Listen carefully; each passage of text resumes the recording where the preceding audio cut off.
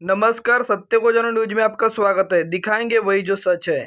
तथा जिला अध्यक्ष की संदिग्ध भूमिका से गोंदिया तथा गोरेगांव एपीएमसी स्वागत करता हूं।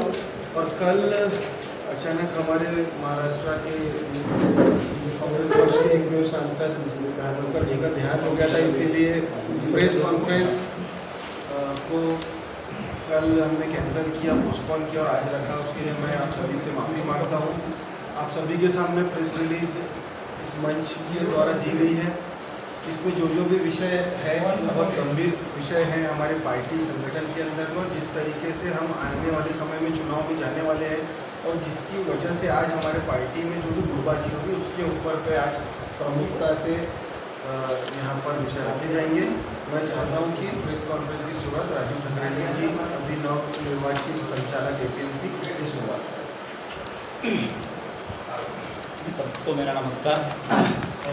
मैं राजीव ठाकरे, अभी नवनियुक्त संचालक एपीएमसी तथा सेवा दल का जिला अध्यक्ष। सम्मानित पत्रकार बंधुओं, आज बड़ा गंभीर विषय के पर हम ये पत्रकार परिषद दे रहे हैं। आपने देखा होगा कि गोंदिया में कृषि उत्पन्न बाजार समिति के जो चुनाव हुए, उस चुनाव में चाबी संगठन तथा कांग्रेस पार्टी यह मिलकर एक परिवर्तन पैनल के रूप में मैदान में आई, पूरे तालुका के किसानों और किसान प्रतिनिधियों के पास गई। और इसमें कोई ये नहीं था कि कांग्रेस का कोई एक गठ चुनाव लड़ रहा है। यहाँ एक कांग्रेस पार्टी चुनाव लड़ रही थी चाबी संगठन के साथ में। लेकिन जब उपसभापति और सभापति का जब चुनाव 19 तारीख को डिक्लेयर हुआ था, तब हमारे जिस तरीके से गठबंधन था कि जिनके ज़्यादा सदस्य थे उनको सभापति पद दिया गया, उपसभापति पद कांग्रेस के झोली में आया। और उसके लिए एक गप्पू गुप्ता जी को प्रभार दिया गया, जिसमें जितेश राणी जी, अमर वराड़े जी और विनोद जैन जी, जिला अध्यक्ष दिलीप बंसोड़ साहब द्वारा इन 3 लोगों को एक संयुक्त जिम्मेदारी दी थी कि इस गोंदिया का जो एपीएमसी का चुनाव है, इसको आप लोगों को तीनों चारों मिलकर संभालना है और आगे बढ़ाना है, जीतना है। चुनाव में जितेश राणी जी हर सभा में, हर प्रचार सभा में आए, गप्पू गुप्ता जी आए, लेकिन अमर भाऊ वराड़े हो या विनोद जैन जी हो, इनको हमारे जो मुख्य प्रभारी थे गप्पू गुप्ता जी, उनके द्वारा कभी किसी भी कार्यकर्ता को चुनाव प्रचार हेतु बुलाया नहीं गया, और ना ही प्रभारी अमर वराड़े जी को और ना ही विनोद जैन जी को। तो इस वजह से वो चुनाव के भीतर जो प्रचार चल रहा था उस समय नहीं आ पाया। लेकिन जिस समय ये उपसभापति का चुनाव में उपसभापति किसको बनाना, यह जब सवाल पार्टी के समक्ष खड़ा हुआ, तो हमने गप्पू गुप्ता जी से निवेदन किया कि आप मुख्य प्रभारी हो, तो आप एक चारों, हम जो 4 चुन के आए हैं, उन चारों संचालकों की एक संयुक्त बैठक लेकर एक समन्वय निर्णय बनाइए कि हम कैसा करने वाले हैं, क्या नीति को लेकर हम आगे बैठने वाले हैं और कैसा करने वाले हैं। गप्पू गुप्ता जी से जब हमने बात की तो उनने बोला कि मैं जो बोलूँगा वही यहाँ होगा। मैं बोला ठीक है। लेकिन जब हमारे बाहर से समर्थक लोग फोन करते थे, पूछते थे, पार्टी के लोग पूछते थे कि गप्पू भैया क्या करने वाले हो, कैसा होगा, तो वो बोलते थे कि मेरे को कुछ नहीं करना है, नाना भाऊ जो बोलेंगे वो करूँगा। और धीरे से बताने लग जाते थे कि नहीं यार वो ठीक नहीं है, वो ठीक नहीं है, वो मेरा आदमी ठीक है। इस तरीके की भेदभाव और पक्षपात वाली बातें करने लगते थे। तो लोगों के मन में संदेह आता था कि भैया ये इस तरीके की अपने ही लोगों के बीच में भेदभाव और पक्षपात की बातें क्यों रख रहे हैं, किसी को कम और किसी को ज़्यादा क्यों बताने का प्रयास कर रहे हैं। तो हुआ भी वैसा ही, जब उन्होंने आखिरी दिन तक 19 तारीख को सभापति और उपसभापति का चुनाव था, आखिरी दिन तक कोई निर्णय नहीं लिया। जब हमको पार्टी मतलब संगठन की ओर से निर्णय आया कि आप लोगों को पूरे 14 संचालकों को बाहर घूमने जाना है, तो हम छत्तीसगढ़ की दिशा में घूमने निकल गए।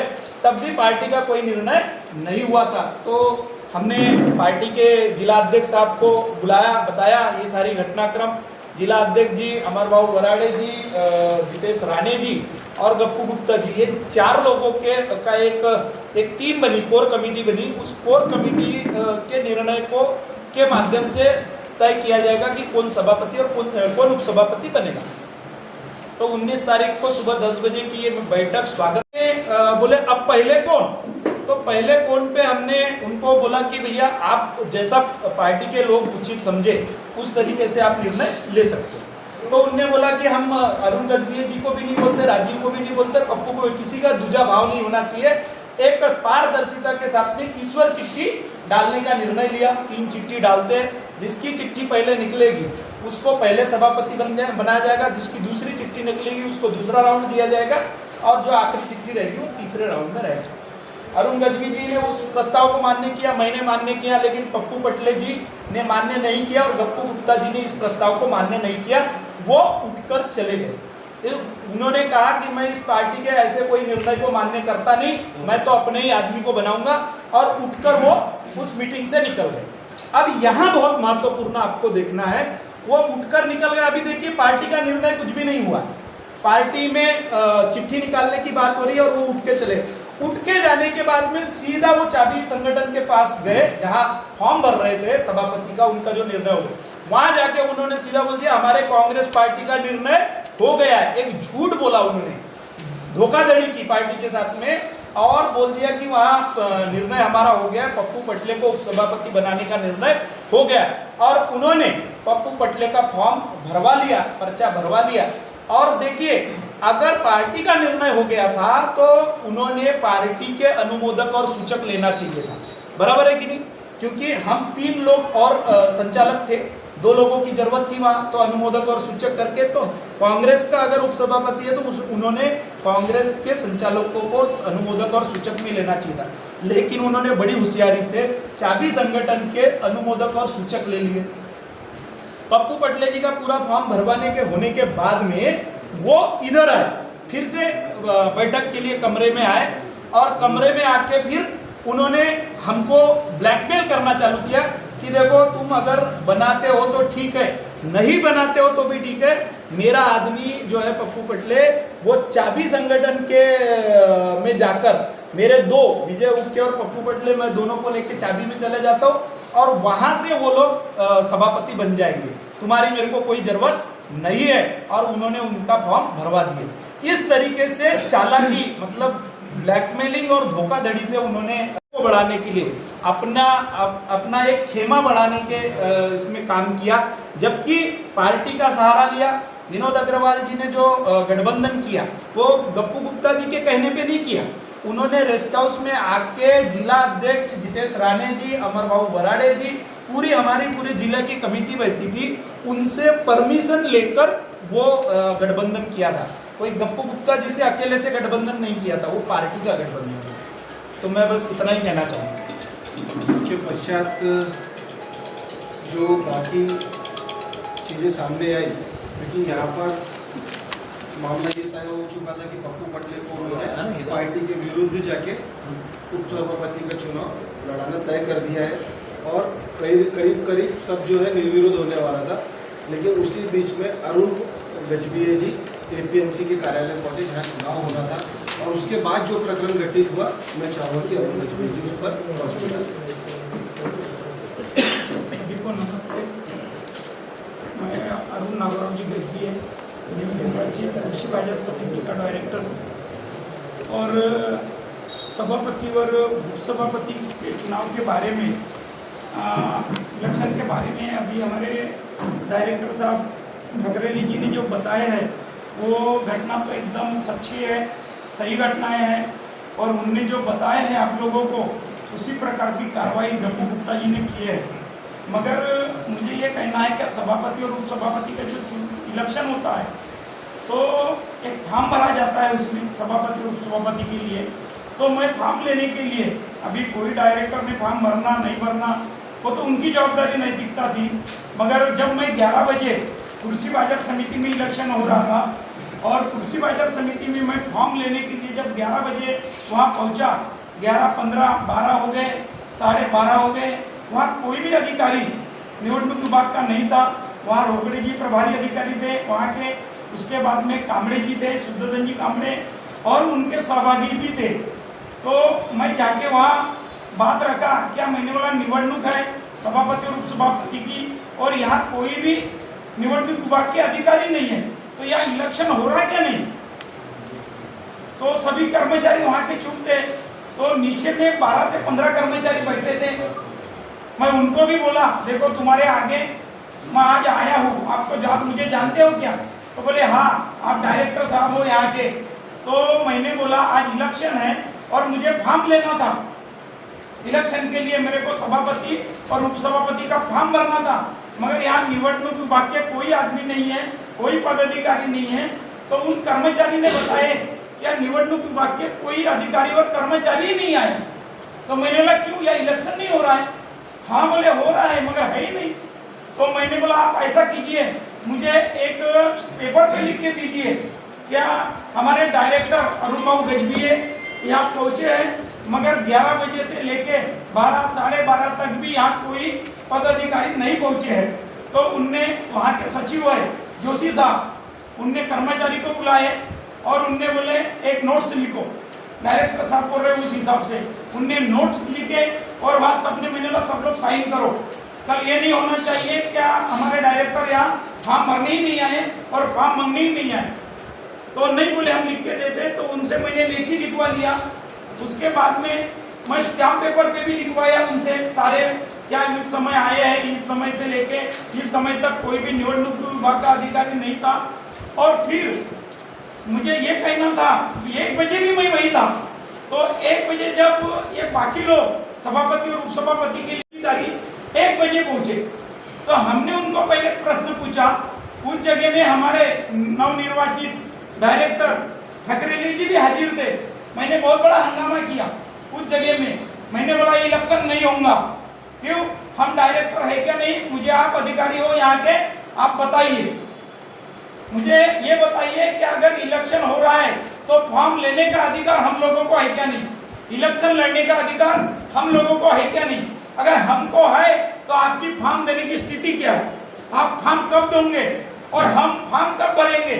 हमने उनका चार्ट निकाले, ये आपका चार्ट देखिए, आप डायरेक्टर लोगों को जो चार्ट दिया है उसमें स्पष्ट लिखा है फॉर्म भरने का समय कौन सा रहेगा, फॉर्म स्वीकारने का समय कौन सा रहेगा। तो यहाँ ये नहीं लिखा है बोला फॉर्म के अंदर में क्या फॉर्म आप कितने बजे दोगे, फॉर्म कब लोगे, आप स्वीकारोगे कब। तो आपने लिखे 31 को। तो आप बताइए, आप अधिकारी हो यहाँ के निवडणूक के, तो अगर 1 बजे आप फॉर्म देते हो, 31 को फॉर्म देते हो, तो अगर तुम्हारी सभा का टाइमिंग ही 31 का है, तो आप सभापति और उपसभापति जो चुनाव हो रहा है उसका फॉर्म कब लोगे। और फिर फॉर्म तो लोगे 31 को, ठीक है, मगर आप फॉर्म कब दोगे। इसके ऊपर हमने बहुत बहसबाजी की है, फिर भी वहाँ के निवडणूक के कोई पदाधिकारी ने उसके ऊपर कोई प्रत्युत्तर नहीं दिया। और उसके बाद में हम पूरी कार्रवाई भी किए, वहाँ से हम निकल गए, हमने प्रेस नोट पे साइन मारे और हमने बोले नीचे में आके सब ऊपर के अधिकारी को भी बोले, बहुत हंगामा किए, हमने सभी के बारे में बोले, चाबी संगठन के बारे में बोले। तो उनके पास में जब 11 बजे हमको फॉर्म नहीं मिल सका, तो उन लोगों को चाबी संगठन के पास सभापति और उपसभापति का फॉर्म ये कितने बजे चले गया था, क्या उनके घर में आपने 9 बजे छोड़ दिए थे, जबकि 10 बजे से 11 बजे का टाइम ऑफिशियली टाइम होता है, और वो टाइम के अंदर में आप कोई पदाधिकारी नहीं थे। और क्यों नहीं थे, क्यों, इस पर से समझ में आ रहा था क्या आप ब्लैकमेलिंग कर लिए आपको, या आप उनसे सहयोग हो गए, उनने आपको बता दिए और आप वहाँ नहीं थे। तो बोले नहीं हमारा टाइम ही 1 बजे का था। तो मैंने बोला ठीक है, अभी मैं 1 बजा है, मैं यहाँ हाजिर हूँ, मुझे फॉर्म दीजिए, मुझे सूचक अनुमोदक दीजिए तुम्हारे आगे, और मेरा फॉर्म आप स्वीकार कीजिए। मतलब मान्य है किसी को, इनको मैंने बोला मैं मारो मेरे फॉर्म पे साइन। तो इन्हीं ने ये बातें भी वहाँ मंडाए हैं, उसके ऊपर कोई ध्यान देने भी नहीं है। उसके बाद में मैंने एप्लीकेशंस बनाया वहीं पे बैठ के, और मैंने बोला तुम्हारे खिलाफ में मैं गुना दाखिल कराऊंगा, और मैं तुम्हारे ऊपर पिटीशन भी डालूंगा, आपको सस्पेंड, और ये भी बोला आपको सस्पेंड भी कराऊंगा बोला। उसके बाद में दूसरे दिन की प्रक्रिया 3 से 4 बजे के अंदर में इनने प्रोग्राम तय किए और उस जगह में इनको निर्विरोध घोषित कर दिए।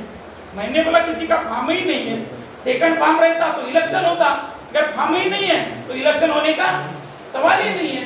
तो हमने यही बोले हैं क्या इलेक्शन के लिए हमको फॉर्म देना था और इलेक्शन होना नहीं होना सेकेंडरी बात था।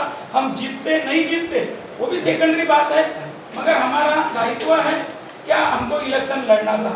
तो उस अधिकारी ने उसके ऊपर कोई अमल नहीं किए। उसके बाद में मैंने नोटशीट बनाया, सभी विभागों को दिया, पुलिस स्टेशन को दिया, एसपी को दिया, पुना विभाग को दिया, निबंधक को दिए, कलेक्टर ऑफिस को दिए और उसकी दाद मांगने के लिए मैं कोर्ट तक भी पहुंच गया हूँ। अभी कोर्ट के अंदर कुछ छुट्टियां लगी है, वेकेशन लगे हैं, उस वेकेशन के हिसाब से अभी जज लोग बैठा करते थे। तो मैं सभी को जानकारी देने के बाद अभी मैं हाईकोर्ट तक पहुंचा हूँ।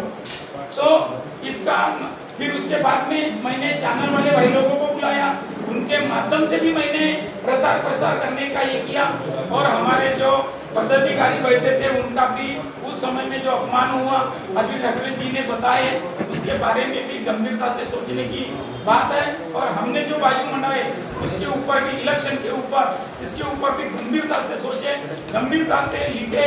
इतना ही मैं बोल के अपने 2 शब्द समाप्त करता हूँ और आपको नमस्ते करता हूँ। सभी प्रेस के मित्रों से मैं खास करूँगा कि आपको एक स्टैम्प पेपर की कॉपी दी गई है जिसमें वहाँ पर मौजूद अधिकारियों के द्वारा हस्ताक्षर किया हुआ है। तो ये नौकरी करा के इन्होंने ये लिया और इसमें स्पष्ट तौर पे दिखता है कि ये 11 से 1:30 बजे के दरमियान वहाँ पर मौजूद थे, लेकिन चुनाव अधिकारी नहीं था, इनको फॉर्म देने एक मिनट सवाल था। चुनाव अधिकारी जब फार्म देने की फार्म लेना फिर फार्म भरना इसका टाइमिंग क्या दिया?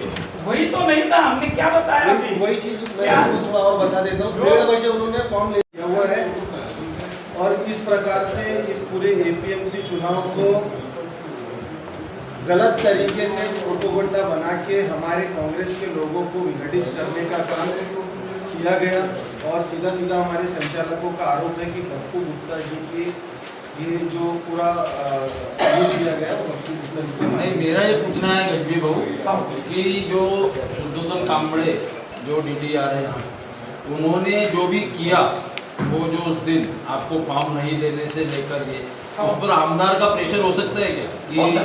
हो सकता है भैया उसमें ये प्रक्रिया का भाग है ना। मैं बता दूं, मेरी बात सुनिए, ये कोई बोले या मत बोले, मुझे खुला बोलने का अधिकार है। मैं किसी के दबाव क्षेत्र में कभी बोल नहीं सकता और अपने कांग्रेस का भी कोई पदाधिकारी भी होऊंगा और कोई दबाव क्षेत्र में बोलने की बात करे मैं कोई बात नहीं सुनूंगा। उस समय बात ये हुई थी क्या आपने अभी जो बोले हैं क्या बात की है? मेरा वही कि गप्पू प्रशासनिक पद पे नहीं है लेकिन आमदार तो है जो शासकीय पद पर है। उसका उस पर दबाव था क्या 100% दबाव कि वहाँ पर ऐसा फॉर्म वार्म की कोई भैया प्रोसेस देखो वो कहता हो सकता वाली बात है, इसमें हमको एग्जैक्ट थोड़ी पता है। मैं 100% बताता हूँ क्या दबाव क्षेत्र भी होगा। इलेक्शन जब जहाँ भी लगा जाता है मैंने देखा हूँ, कई इलेक्शन निकाला हूँ और कई इलेक्शन भी मैं हाजिर रहने वाला इंसान हूँ।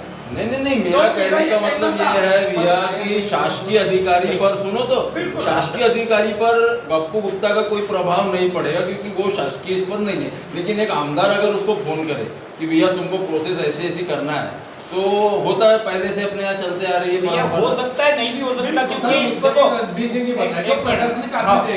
हो सकता है या हो नहीं भी सकता। क्यों? क्योंकि जो आर्थिक दुर्बल घटक वाला जो मामला फॉर्म कटने का आया था सेम केस थी 4 लोगों की, लेकिन सिर्फ धनलाल ठाकरे जी बच्चे थे, बाकी सब लोगों को का फॉर्म उड़ा दिया गया और उस समय भी जो अधिकारी थे यही थे। तो इसलिए ये बिल्कुल स्पष्ट रूप से कहना किसी का दबाव है या नहीं ये उचित ये नहीं है। इसके पश्चात इस पूरे घटनाक्रम के साक्षी जो पूरी मीटिंग में बैठे थे जितने सारी चीजें चाहूंगा कि वो स्पष्ट करें। गप्पू गुप्ता किसको बनाना चाहता था? बताएंगे आप सभी का नमस्कार। हमारे दोनों एपीएमसी के संचालक राजू ठाकुर जी और गर्मी ने आपके समक्ष पूरी घटना का बात रखी। जब एपीएमसी का रिजल्ट आ गया और 19 तारीख को सभापति उपसभापति बनाने की प्रक्रिया की, पक्ष ने 4 लोगों को जवाबदारी दी जिसमें दिलीप बंसल जी, अमर अरोड़ा जी, नायक और दफर। सवेरे जब स्वागतनाम में हम बैठे, स्वागतनाम में बैठने के बाद में हमारे घर से वो उठ के निकल नहीं सकते थे और तीनों को जब हमने इंटरव्यू लिया तो हमारे लिए चारों बराबर कांग्रेस है। जब मेरे जब प्रतिक्रिया पूछी भी जब हमने इंटरव्यू लिया तो चारों के कांग्रेस के बराबर है। हम एक के साथ ये बोले थे कि नाम बता दीजिए, एक मतलब पक्ष नाम नहीं बताया जाएगा, एक मुझे बनना है। राजीव खट्टर जी बोले कि दिलीप सभापति बनना मेरा अधिकार बनता है, अरुण गज्वी जी बोले कि मेरा भी अधिकार बनता है, पप्पू कटले जी ने बोले मेरा भी अधिकार बनता है। इस पर अब क्या निर्णय लिया जाए? तो निर्णय हमारा चारों का बैठ के बोले कि आप जो निर्णय लोगे वरिष्ठ ये हमारे को लागू है। तो हमने चारों लोग बैठ के, पप्पू गुप्ता जी भी थे, अमर वराड़े जी भी थे, दिलीप भाव को मैं भी, उसमें ये निर्णय हुआ कि इनको 20-20 महीने दिया जाए। अब 20-20 देने के बाद में तो सम्मान के तय हो गए, लेकिन पहले मैं बनूंगा। फिर इंटरव्यू ली तो बोले पहले मैं बनूंगा, मेरा अधिकार। तो फिर पक्ष ने निर्णय लिया कि अब एक काम करते, सब अपने हैं, सब कांग्रेस के, तो उसमें निर्णय लिया कि चिट्ठी, ईश्वरी चिट्ठी निकाल दिया जाएगा, जो चिट्ठी निकलेंगी वो पहले बनेगा। इस विषय पे राजीव खट्टर जी से पूछा गया, तैयार भी बोले चिट्ठी तो किसी की भी निकल सकती है, पप्पू कटले जी की भी निकल सकती है, अरुण गज्वी जी की भी निकल सकती है, राजीव खट्टर जी, और जिसकी निकलेंगी, जिसके किस्मत में वो बनेगा। पक्ष तो एक के साथ में भेदभाव नहीं कर सकता। तो ये तैयार हो गए। अरुण गज्वी जी से पूछा गया, अरुण गज्वी जी भी तैयार हो गए, लेकिन पप्पू गुप्ता जी एकदम आगे बोले ईश्वरी चिट्ठी को मैं मानता नहीं, पप्पू कटले जी बनेंगे, जितेश मैं उनके साथ बेईमानी नहीं कर सकता। बोला ऐसे तो होगा नहीं, ये कांग्रेस का निर्णय है और कांग्रेस का निर्णय एक के नाम से नहीं हो सकता। मैं राजीव के नाम से बोलूँ, अरुण गज्वी के नाम से बहुत कोई बोले, ईश्वरी चिट्ठी सबसे अच्छा ऑप्शन है। और गप्पू भैया उठ के गए। अब चाबी संगठन से क्या बात है, आने के बाद उन्होंने मुझे कहा जितेश ये क्या निर्णय प्रक्रिया लेकर मुझे मालूम है, चाबी के 10 और मेरे 2 पप्पू सभापति बनेंगे। बोला ये आपका निर्णय है, तो उसको क्या कर सकते हैं? ये बात जब पक्ष ने बताया कि मुझे बोला ऐसा नहीं होगा, चिट्ठी निकलेगी, जब चिट्ठी डाली गई ये बातें कहीं ना कहीं घनी, और इसके लिए पक्ष की ओर से शिस्त भंग की कार्रवाई की जाए, इसके लिए हमने मांग रखी, क्योंकि पक्ष से बड़ा कोई नहीं होता। ये कहते हैं कि जो मैंने निर्णय ले लिया, हम भी निर्णय के साथ में थे, लेकिन हम सभी के निर्णय के साथ में थे कि चिट्ठी जिसकी निकल जाए। हमारे को पप्पू कटले जी का विरोधी था, उनकी जी का विरोधी था, हमारे चारों बराबर, और इसके लिए हमने ये वाला निर्णय लिया कि इस निर्णय को न मानते हुए इनने पक्ष के आदेश की अवहेलना की। इसके लिए हमने पक्ष प्रदेश कमेटी को भी इसकी कंप्लेंट की है, जिला कमेटी को भी कंप्लेंट की है, और उनके शस्त्रबंध की कार्रवाई की है। हमने प्रत्यक्ष खुशी रखी। ये इसमें एक बात कंप्लेंट में एक बात जो है, नाम निर्देशन पत्र जो स्वीकारने की तिथि वाली एक वास्ता दिया है, लेकिन पत्र देने वो है जो भी है उसका तो टाइमिंग होना था। वही तो केस है। इसके बाद मेरा मुद्दा ही वही है। ये फिर डायरेक्ट इसको लेके कंप्लेंट के में कोई कार्रवाई नहीं, कोई अधिकारी से भी कोई जवाब नहीं। सभी को सभी हाईकोर्ट भी गए, मैं हाईकोर्ट भी गया हूँ। स्कूल लड़ना तो पत्र तो पहले देना पड़ेगा, जब तक वहाँ बनेगा समय लगता है, और अनुमोदन कांग्रेस से आप लोगों की इतना स्पष्ट वो प्रक्रिया का हिस्सा है पूरा है, और टाइमिंग ही नहीं दिया नहीं, पत्र नहीं टाइमिंग दिया है। इससे पहले हुए कार्यक्रमों का ये तो एक हिस्सा है। अगर 1:30 बजे स्वीकारना है तो 11 बजे से 18 देना अनिवार्य था। बिल्कुल। जो भी है टाइमिंग होता है। कर्मचारी थी, उन्होंने एग्रीमेंट करवा लिया, तो थी उसका रिपीट वहाँ पे वो जो अधिकारी थे उनका मेरा प्रश्न यही था। उनसे ले ली। बच्चे उनका नाम क्या है, वो अधिकारियों का? उस दिन वहाँ पे होता है ना, रोकड़े जी वो है ना, वही का वो कागज के ऊपर देखो ना, सुदाम रोकड़े। हाँ रोकड़े जी है, और तुम्हारे कामड़े जी है, निबंधक। ये प्रभारी है, निबंधक है वो, तो यहाँ पे और वो मौजूद थे, उनके आगे पक्ष मेरी के साथ बहसबाजी में होगी 1 बजे। और ये पक्ष को गड़बड़ी से नहीं चलता, पक्ष देखो सबके देखो सही देखो तरीके से चलता। और दे देंगे। निवडणूक कार्यक्रम का क्या कालावधी कैसा रखते हैं? क्या निवडणूक कार्यक्रम दे रहा हूँ ये वहाँ पे दे ले, और ये कानून टाइमिंग ही नहीं, ये दे रहे इसमें सभी जो चर्चा है वो प्रेस नोट में दी गई है।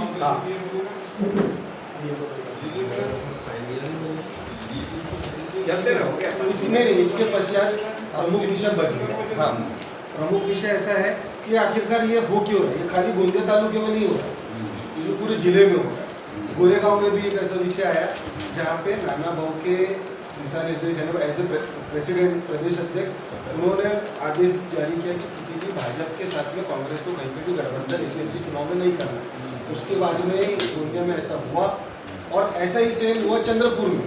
तो चंद्रपुर की के तालुका अध्यक्ष धर्मेंद्र रांडाले जी है, वो बैठे हुए, डॉक्टर विवेक मेंढे हैं, ये भी बैठे हुए, ये भी आपको यहाँ पर अपना विषय रखेंगे। इसमें मैं एक सवाल करूँगा तुम्हारी इसमें, क्या दिलीप बत्सर का प्रभाव नहीं पड़ रहा है? आ रहा है विषय आ रहा है, वही विषय आ रहा है।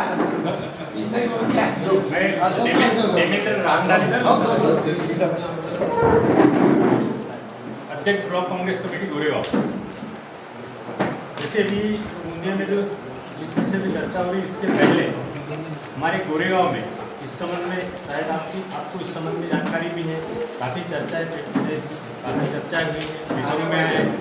हमारे कृषि उत्पन्न बाजार समिति खरीद भी करके इलेक्शन लगे, दिलीप भाऊ ने हमें निर्देश दिया कि इलेक्शन लगते साथ मीटिंग बुलाने का। हमने मीटिंग बुलाया पूरे पार्टी के सभी वरिष्ठों की, पूरे कार्यकर्ताओं की, पदाधिकारियों की मीटिंग हो गई। मीटिंग में जिले के अध्यक्ष सम्मानित दिलीप भाऊ बनसोड़ जी थे, महासचिव किसान साहब थे, सचिव अमर भाऊ बोराड़े, पीजी भाऊ कटरे और धाम सिंह भाऊ वगैरह से लेकर सभी हमारे तालुका के वरिष्ठ लोग और हमारे सभी कार्यकर्ता और पदाधिकारी हमारे कांग्रेस कमेटी के सभी लोगों की उपस्थिति। उनकी उपस्थिति में नाना भाऊ के 15/4/2023 का पत्र यानी 15 अप्रैल का स्पष्ट उसमें निर्देश दिया गया था कि उसका निर्देश एनडी किसान साहब और दिलीप भाऊ बनसोड़ जी ने सबको बताया कि कृषि उत्पन्न बाजार समिति के इलेक्शन में भाजपा के साथ कदापि युति ना की जाए, अपने महागठबंधन के जो घटक पक्ष है उन्हीं के साथ युति करके लड़ा जा सकता है। सभी को बताया अगर किसी ने इस टाइप के अगर भाजपा के साथ युति करने की कोशिश किया तो उसने विड्रॉल के दिन तक उन उम्मीदवारों ने अपना विड्रॉल ले लेना चाहिए, अन्यथा उन पे पक्ष की शिस्त भंग की कार्रवाई पत्र के अनुसार की जाएगी। स्पष्ट उनको दिशा निर्देश दिया गया। उसके बाद भी गोरेगांव में 20 तारीख को विड्रॉल था कृषि उत्पन्न बाजार समिति का। हमारे जो जिनने बीजेपी के साथ युति किया था उनने जाके उनके साथ मिल लिया, युति कर लिया। हम कांग्रेस के जो जितने फॉर्म भराए थे, हमने 3 तारीख तक फॉर्म भरने की तारीख थी, 3 अप्रैल तक हमने पूरे फॉर्म भराए थे। वहाँ से वो बाकी लोग 7 लोग जाके उनके साथ मिल लिए। हमको बुला रहे कि भी आके बैठ कर पूरी चर्चा करनी है। हमने उनको एक दिन पहले फिर मीटिंग बुला कर बताया था कि बैठना है वहाँ। उसके बाद आए नहीं और हमको 1 बजे बताया कि हमने बीजेपी के साथ युति कर लिया है। और हमारे कुछ उम्मीदवारों को उन्हें पहला फुसला कि हम कांग्रेस के करके, अब दुर्बल घटक समान जो कुछ लोग रहते उम्मीदवार रहते हैं, अब उनको लाके लड़वाना पड़ता है। ऐसे कुछ लोगों को उनने अपने साथ गाड़ी में बिठा के बोले गुंडे जाने, गाड़ी में बिठा लिया, लाके विड्रॉल भी करा दिया। और उसके बाद हमने नाना भाऊ के पत्र में स्पष्ट था कि अगर इस टाइप के अगर कोई करता है तो इसका अहवाल जिलाध्यक्ष के मार्फत प्रदेश को भेजा जाए। उस अनुसार मैंने उसका अहवाल मीटिंग की पूरी प्रोसीडिंग की कॉपी के साथ वो मेरे के माध्यम से इसके पहले दिलीप बत्सोड़ ने प्रेस कॉन्फ्रेंस लिया था, ये मुद्दा हमने उठाया था, ये मुद्दा हमने उठाए थे उसके सामने, तो वो बोले कार्रवाई करूंगा। उसके बाद आज आप फिर आरोप लगा रहे हो कि अभी तक कोई कार्रवाई नहीं किया। अपने डॉक्टर संघ के अध्यक्ष जिले की हमारे गोरेगांव तालुका कांग्रेस कमेटी की जो एपीएमसी के इलेक्शन में जो हुआ, हमारे ब्लॉक कांग्रेस के प्रेसिडेंट ने आपको सारी चीज़ें बहुत अच्छे से बता दिए हैं। हुआ ऐसा है हमारे साथ में कि सारे निर्देश जैसे प्रदेश कांग्रेस कमेटी से हमको प्राप्त हुए कि कोई भी भाजपा के साथ जाके युति नहीं करने का, तो उस निर्देश के अनुसार हमारी सारी मीटिंगें ब्लॉक कांग्रेस के प्रेसिडेंट ने लिए और सारी चीज़ें हमारी तय हो चुकी थी। उसमें हमारे कुछ लोग मतलब कांग्रेस को छोड़ के विड्रॉल के दिन 5 से 7 लोग भाजपा में जाके चुनाव उन्होंने लड़ा। तो जिस वजह से हमारे कांग्रेस कमेटी के जो पूरी पैनल हम लड़ा सकते थे वो कहीं ना कहीं आधी पैनल हमको लड़ानी पड़ी कांग्रेस के इस नाम पे, और वो लोग जाके भाजपा में लड़े। और इसकी सारी चीज़ें ये सारी जो चुनाव हुआ इसमें गोंदिया जिला कांग्रेस कमेटी के महासचिव वहाँ पर जगदीश हेरोला जी थे, पीसी चौहान साहब थे, एडवोकेट पीसी चौहान, मलेशा मेरोला और जिला परिषद के सदस्य शशि भगत, इन लोगों ने 5-7 लोगों ने ग्रुप बना करके 5-7 लोग हमारे कांग्रेस के ले जा करके दूसरे पैनल से, मतलब भाजपा के पैनल से चुनाव उन्होंने लड़ा है। और उसके बाद में जीत के आने के बाद मेरे पास उनकी सारी फोटोज़ है जो मैं आपको दिखा दूंगा। जो एपीएमसी में वो कल ही सभापति और उपसभापति के चुनाव हुए गोरेगांव एपीएमसी में। तो गोरेगांव एपीएमसी के सभापति और उपसभापति के चुनाव में ये लोग उनको जाके मतलब बधाई दे रहे हैं। सारी चीज़ों की फ़ोटो है हमारे पास में। और इन सब चीज़ों का बताने के बावजूद हमारे जिला कांग्रेस कमेटी के अध्यक्ष इन पे किसी भी प्रकार का एक्शन नहीं ले रहे हैं। ये सिर्फ गोरेगांव का विषय नहीं है, ये चीज़ गोंदिया जिले में हर जगह हो रही है। सड़क अर्जुनी में भी आपने देखा होगा कांग्रेस के लोग छोड़ करके दूसरे पार्टी में जा रहे हैं। अर्जुनी मोरगांव में भी यही स्थिति है।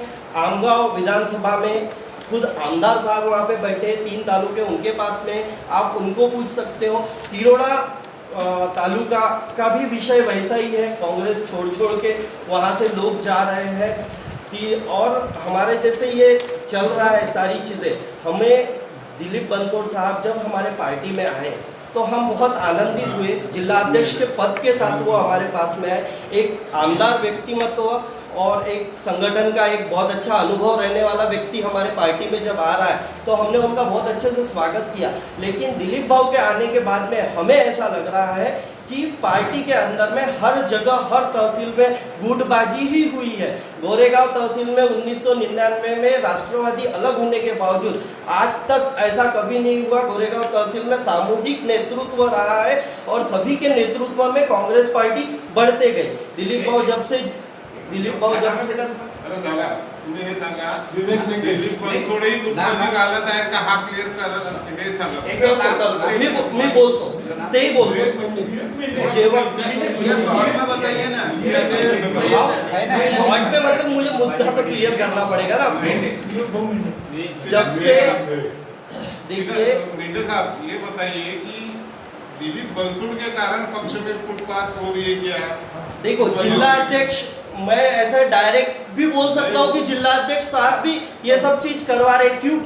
क्योंकि अगर उनको कुछ एक्शन लेना है तो उन्होंने एक्शन लेना चाहिए ना। अगर हम गलत है तो हमारे ऊपर एक्शन लेना चाहिए। अगर ब्लॉक कांग्रेस कमेटी के अध्यक्ष गोरेगांव एपीएमसी के वक्त गलत है, इन्होंने अगर कांग्रेस के लोगों को नहीं लड़ाया या कांग्रेस के लोगों के फॉर्म नहीं भरा तो इनके ऊपर एक्शन लेना चाहिए। या फिर प्रदेश कांग्रेस कमेटी के निर्देशानुसार जिस हिसाब से जो लोग पार्टी छोड़ के दूसरे मतलब भाजपा के साथ चुनाव लड़ रहे हैं तो उनके ऊपर को भी एक्शन लेना चाहिए। कार्रवाई क्यों नहीं कर रहे? अच्छा, तुम्हाला माझा एक प्रश्न आहे की तुम्ही महाविकास आघाडीवर विश्वास ठेवतात? तुम्ही इथे बसलेले काँग्रेसचे नेते महाविकास आघाडीवर विश्वास ठेवतात, तर मग गोंदिया जिल्ह्यात राष्ट्रवादी काँग्रेसने भाजपसोबत सगळ्या ठिकाणी निवडणूक लढविली। मग तुम्ही प्रदेश काँग्रेस कमिटीला सांगाल की आम्ही राष्ट्रवादी बरोबर महाविकास आघाडी करणार नाही म्हणून, असं धरून तुम्ही काहीतरी त्यांच्या विरोध करणार का? मग प्रदेश शिवसेना के साथ जाना चाहते, पर राका अगर जिले में हमारे साथ नहीं आती तो हम उसके लिए हम कुछ नहीं कर सकते। हमने गोंदिया में भी वो प्रयास किया। आप जहाँ गोंदिया का विषय बात कर रहे हैं, सभी जगह की बात कर रहे हैं, हम महाविकास आघाड़ी का विषय बात कर रहे हैं। इलेक्शन हुआ उसमें भी ये बातें मनाने में आई। वो विषय आज का नहीं है, लेकिन हम यहाँ हम कांग्रेस की बात कर रहे हैं। कांग्रेस की बात है, कांग्रेस से भाजपा के साथ जाना चाहिए। और 2 तारीख को इस विषय पे मुंबई में चर्चा बुलाई गई। गोरेगावच्या विषयी महाविकास आज विषय तो बोल रहे हैं उनकी पोस्ट क्या है? डॉक्टर सेल के अध्यक्ष जिला अध्यक्ष डॉक्टर सेल हमको नानाभाव को निर्देश दे कि युक्ति करना है तो महाविकास आघाड़ी के साथ। अगर वो अपने साथ नहीं आती है तो अपने को कांग्रेस लड़ाना है, ये उसका इधर, ताकि ये नहीं था कि अगर वो नहीं आती तो बीजेपी के साथ चले जाओ। ये नहीं बोला था उन्हें, ऐसा था। इसलिए हमने महाविकास आघाड़ी में जरूर पड़ी है। बोलिए 2 तारीख को विषय में चर्चा बुलाए। 2 तारीख मुंबई में चर्चा है, 2 तारीख को मुंबई में चर्चा है। और दिलीप भाव को ये नहीं दूसरी गोष्ट अरुण गडकरी साहब, तुम्हाला एक निवडणूक निर्णय अधिकृत निवडणूक निर्णय अधिकारी निवडणुकीचा संचालक आहे. मला निवडणूक निर्णय प्राधिकरण आप क्या बोल रहे हैं? चंद्रपुर विषय पे कार्रवाई हुई तो बोलने पर आना नहीं हुई। हमने इसका पत्र भेजा है। 1 तारीख को हमारे से यहाँ के जिले के दोनों सचिव प्रदेश के जा रहे हैं। और आपको एक बात बता दें, ये कार्रवाई अगर पारदर्शी तरीके से नाना भाव डिसीजन नहीं लेते हैं तो हम सब लोग प्रेस नोट में लिखा हुआ है कि अपने अपने पदों से इस्तीफा देंगे। और 1 तारीख से ये लोग जा रहे हैं, हम 1 तारीख से भोला भवन में ही धरने पे बैठने वाले हैं जब तक कि उस पर कार्रवाई नहीं होगी। अपना आरोप जिलाध्यक्ष के ऊपर ही, जिलाध्यक्ष के ऊपर। अच्छा, वो एक बात बताओ, आप दोनों संचालक हो, कृषी उत्पन्न बाजार समिती के प्राधिकृत निवडणूक निर्णय अधिकाऱ्यांनी तुम्हाला जे हे दिलं होतं निमंत्रण किंवा ते सभेच्या सूचना दिल्या होत्या, त्याच्यात निवडणूक कार्यक्रम जाहीर होता का? होता ना. ते तो मुद्दा होता ना, तो कार्यक्रम हा आहे. कार्यक्रम असताना मग जाहीर असताना कार्यक्रम आहे तेव्हा तुम्हाला नामांकन विक्रीच्या वेळी बिलकुल बिलकुल त्याच मुद्द्यावर आपण एक बाजू उचललेली आहे. त्या फॉर्म स्वीकारणे म्हणजे फॉर्म घेणे स्वीकारणे क्या बोले क्या ते तर नामांकन विक्री दुसऱ्या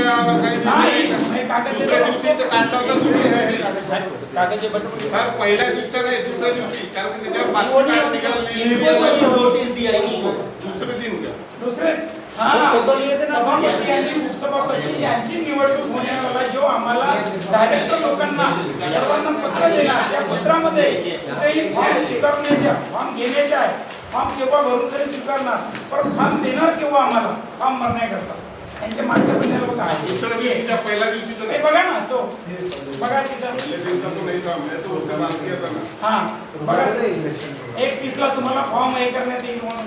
नहीं, इसकी जानकारी तो हमने तब ली जब आपने आरोप पहली बार लगाए थे ना तहसील और वो तो आरोप पेपर। था, मगर एक अधिनियम 19 कृषि बाजार समिति के तहत में सभापति और उपसभापति का इलेक्शन होता है. सभापति अगर सेवा सहकारी का बनता है तो शेतकरी विभाग से यानी ग्राम पंचायत गट से जो विनर होते हैं उन पैकी एक आदमी को उपसभापती बनाया जाए. कलम 13 कोड कलम 2 के अनुपात में सभापतींच्या एक सभापती असेल तर निवडून आलेल्या शेतकरी आणि जो शेतकरी से हम फॉर्म भरे और शेतकरी से चुन के आए उनका उपसभापति बनाना चाहिए. कलम 13 कोड कलम 2 के अंदर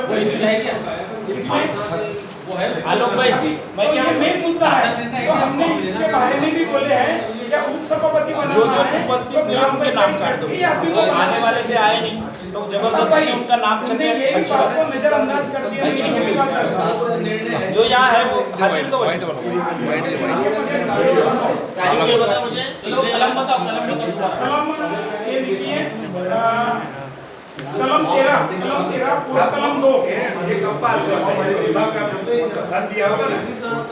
ये मैं बताता हूँ किताब, ये किताब पे दे देता हूँ तुमको सर डिटेल. तो कलम 13 कोड कलम 2 क्या जिल्हा अध्यक्ष संदिग्ध भूमिका से गोंदिया तथा गोरेगाव एपीएमसी